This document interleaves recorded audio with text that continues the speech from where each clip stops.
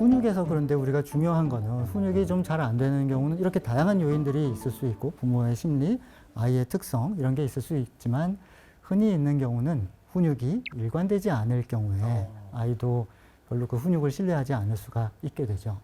여기서 일관성이라는 거는 부모 한 사람 내에서도 일관되게 아이를 오늘 다루고 내일 다루고 이렇게 하는 게 아니라 일관된 훈육을 하시는 거고 또 아버님, 어머님 두 분이서도 일관된 훈육을 하시는 겁니다. 그러니까 여기서 일관된 훈육이라는 게 예를 들어 애가 똑같이 뭐 벽에 낙서를 했는데 어떤 날에는 괜찮아 했다가 어떤 날에는 엄청 뭐라 했다가 이러면 이제 너무 혼란스럽다 이런 말이죠. 그렇죠. 그거는 이제 부모의 자기 기분에 따라 하는 그런 훈육은 효과가 좀 없죠. 아이로서는 굉장히 혼란스럽기만 하고 오히려 훈육을 잘 안 믿게 되는 큰 부작용이 생길 수가 있는 것이죠. 부모가 일관성이 있게 양육을 해야 된다고 말씀드렸는데 사실 의견이 일치가 안 될 수가 있잖아요. 그렇죠. 교육관이 좀 다를 수 있고. 교육관이 엄마 다르고. 아빠 간에 그렇죠. 네네. 네네.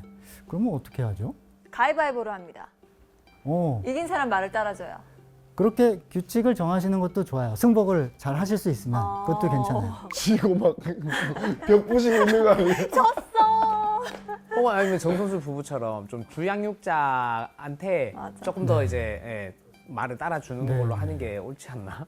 그러니까 우리가 물론 경우에 따라서는 저 양육 방식은 절대 안 되는 것 같은데 고집을 한다. 뭐 이런 경우가 있을 수 있어요. 이거는 같이 상의해서 뭐 중간 정도로 하자 이럴 단계가 아니다. 저거는 뭐 예를 들면 학대나 방임이 될 수 있다. 뭐 이런 경우에는 그거는 빨리 전문가를 만나보셔서 누가 맞는지 좀 교통정리를 해주십시오. 이게 맞을 수도 있죠. 근데 상당히 많은 경우에는 이것도 큰 문제 없고 이 방법도 큰 문제 없는데 그거 갖고 막 싸우고 계신 부모님들도 그렇죠. 계세요. 그럴 때는 좀 한 중간 정도 하거나 아니면 그렇게 가위바위보 게임의 하거나. 규칙을 정해서 하거나 이런 정도로 해도 충분한 경우가 많다. 근데 그런 식으로도 좀 잘 안 풀린다. 그럴 땐 또 방금 말씀해 주신 그 방법. 주 양육자에게 좀 우선권을 주는 게 어떻겠느냐. 맞아.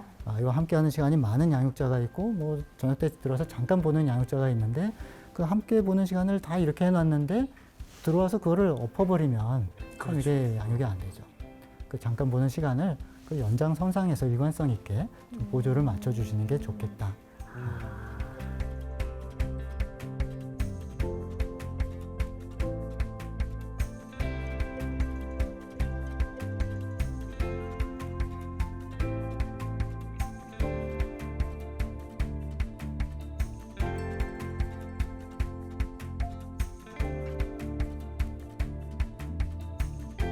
근데 이게 보면 몰라서 그러는 건 아니거든요. 알아요. 일관되게 해야 된다는 걸 알지만 이게 순간적인 감정에 그렇죠. 어떨 때는 크게 화내고 어떨 때는 좀 덜 화내기도 하고 근데 이제 그 순간을 어떻게 좀 컨트롤을 해야 될까 부모님들도 이게 되게 고민이실 것 같아요. 현실 육아에서는 내가 어떻게 좀 컨트롤을 하면서 일관된 모습을 보여줄 수 있을까 네. 이런 부분. 한편으로는 그 고민을 네. 하시는 맥락이 아이와 애착이 굉장히 잘 맺어졌고 아이도 나를 신뢰하고 그걸 바탕으로 훈육을 잘 하고 있는데 어쩌다가 뭐 컨디션이 안 좋은 날, 스트레스 받은 날 그런 게 좀 나갈 수 있죠. 그거는 전체 그 양육의 바다에서는 그냥 물 한두 방울일 수 있는 것이죠. 그것 때문에 내가 뭐 잘못했구나 크게 전전긍긍하고 이러실 필요는 사실 없죠. 그렇기 때문에 이 큰 원리를 알고 계시면 그런 순간은 살다 보면 있을 수 있지만 그래도 나는 괜찮은 엄마야. 이 정도 뭐 살다 보면 있을 수 있고 아이도 실제로 거기에 큰 영향을 안 받을 수 있는데요. 만약에 애착 단계에서도 그게 잘 안 됐다. 아이가 엄마 아빠 잘 신뢰를 안 한. 근데 그 와중에 또 그런 감정적인 게 자주 나온다. 거의 뭐 매일 나온다. 이러면은 그거는 조치가 필요하죠. 내가 뭔가 어떻게 보면 내가 상담을 받아봐야 될 수도 있고 그럼 내가 일을 좀 줄여야 될 수도 있고 내가 너무 힘든 걸 좀 도와달라고 부모님한테 좀 와서 가서 좀 도와주세요. 혼자 안 되겠어요. 도움을 청할 수도 있고 그거는 다양한 방법이 있겠지만 그래서 내가 조금 마음이 편해지고 그게 아이에게 갈 수 있도록 좀 환경을 조정하셔야 되는 건 있습니다.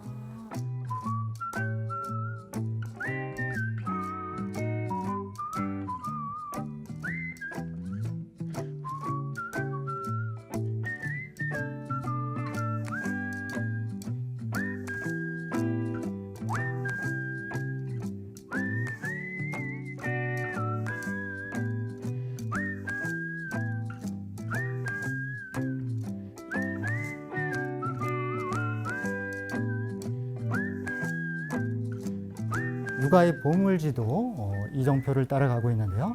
아기, 어린이, 세 번째 보물지도는 청소년 시기의 보물지도입니다.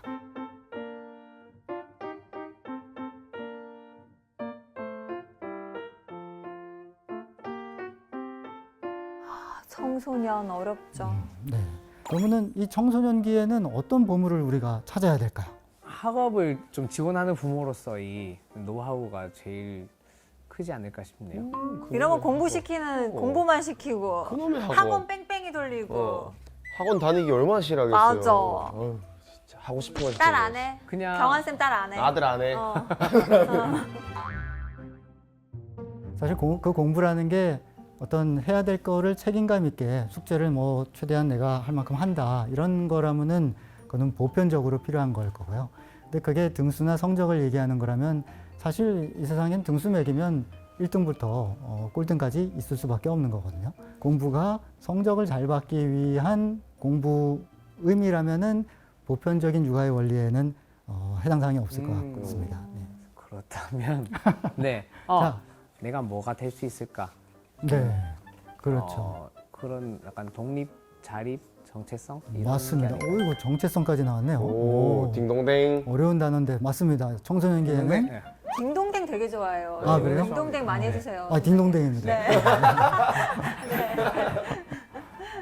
그래서 청소년기에는 자기 정체성 혹은 어. 인생관 말씀하신 거죠. 나는 앞으로 뭐 어떻게 살아야 될까? 그러려면은 뭐 인생이라는 게 뭘까? 뭐가 나한테 맞을까? 또 나와 관련이 있잖아요. 나는 어떤 사람이길래 이런 게 보람 있고 잘할 수 있을까?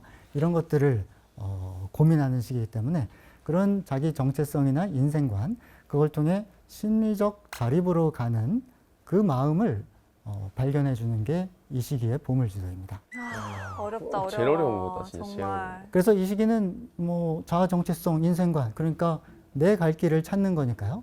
그게 근데 부모에게는 좀 고통스러운 면이 있습니다. 맞아요. 왜냐하면은 그 내 갈 길이라는 게 부모가 말하는 길 말고 내 갈 길의 의미가 있기 때문이죠. 그러니까 어느 정도 좀 반항도 좀 하고 뭐 이런 게 있을 수밖에 없는 시기인 거죠. 그래서 정체성과 인생관을 고민하는 시기다.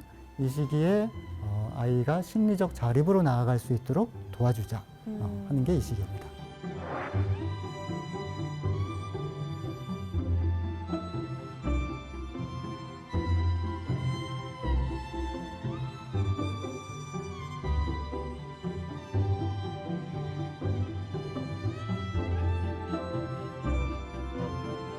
어떻게 보면 육아의 목표가 심리적 자립일 수도 있어요. 그죠?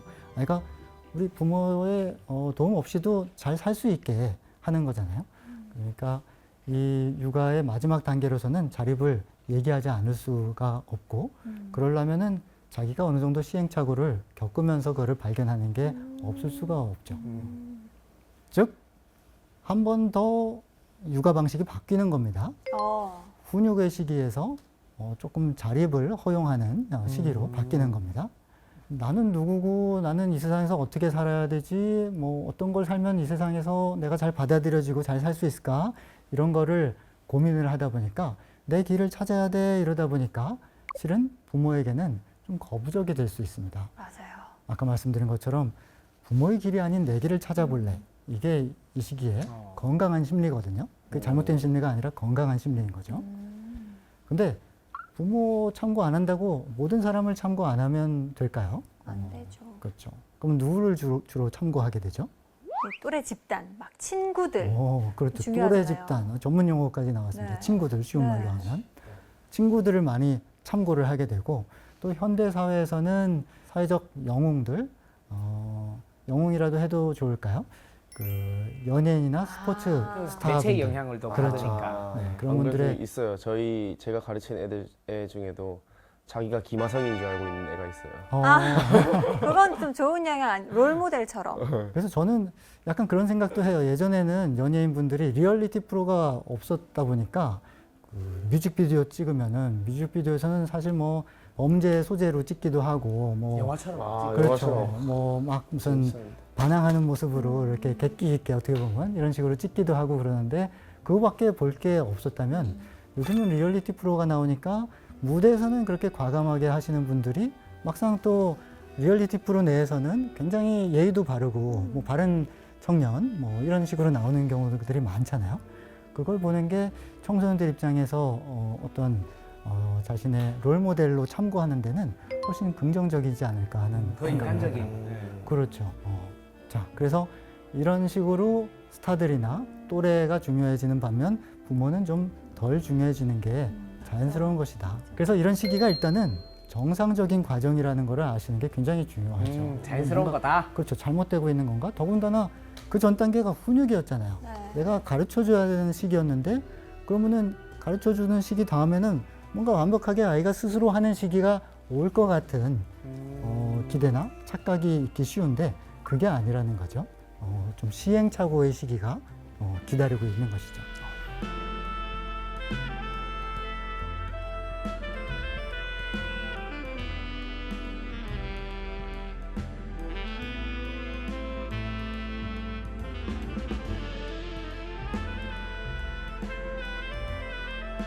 그래서 이 시기에 네. 이 아이의 심리를 잘 모르고 훈육 그냥 계속 이어가야 된다 해서 잔소리를 혹시 많이 하게 된다면 네. 어떤 메시지가 아이에게 갈지 우리가 생각을 좀 해봐야 됩니다. 잔소리. 네. 이 시기에 아이는 심리 발달 단계상 갈망하는 게 제가 뭐라고 말씀드렸죠? 나는 괜찮아. 너 스스로도 판단해서 잘할 수 있는 사람이야. 꼭 엄마 아빠가 가르쳐 주는 대로 안 해도 내가 잘 판단해서 잘할 수 내가 잘할 있어라는 수 있어. 자신감이 있으니까 그런 시행착오도 도전을 하는 거잖아요. 그런데 만약에 그럴 때 부모가 잔소리를 많이 한다. 그게- 엄마 아빠가 날 못 믿나? 그렇죠. 약간 이런 기분이 자꾸 들 것 같아요. 맞아요. 네. 그런 메시지. 딩동댕입니다. 우리 선장님 역시 칭찬 받았다. 역시 네. 가는 메시지가 네. 그렇죠.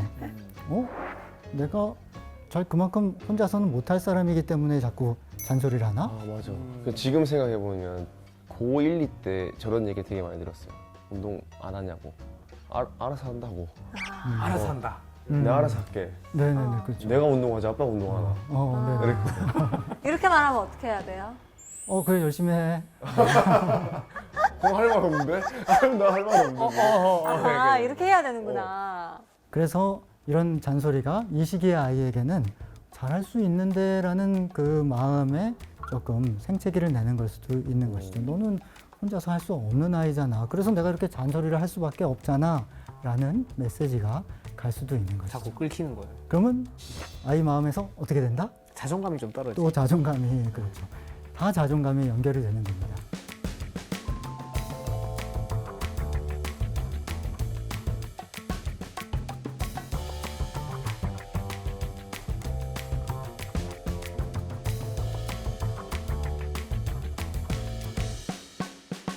자, 그런데 역시 이게 한 번의 전환이기 때문에 그 전까지 굉장히 잘하셨던 분이 이 원리를 모르고 계시면은 그 시기에 전환해야 되는지 모르고 계속 훈육과 잔소리와 간섭을 통해서 아이를 양육하려고 하시다가 그 전까지 관계가 좋던 게 청소년기에 관계가 나빠지는 경우가 있을 수 있어요. 그러니까 이 아이의 마음 변화에 맞춰서 자립으로 나아갈 수 있게 도와주시면 좋겠고요.